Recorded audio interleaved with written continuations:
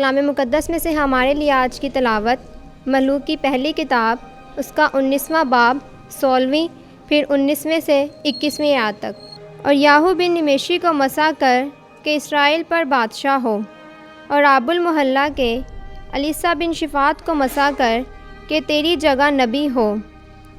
तब वो वहाँ से चल पड़ा और अलीसा बिन शिफात को मिला जो हल चला रहा था, और उसके आगे 12 जोड़े बैलों के थे और वो 12वें के साथ था।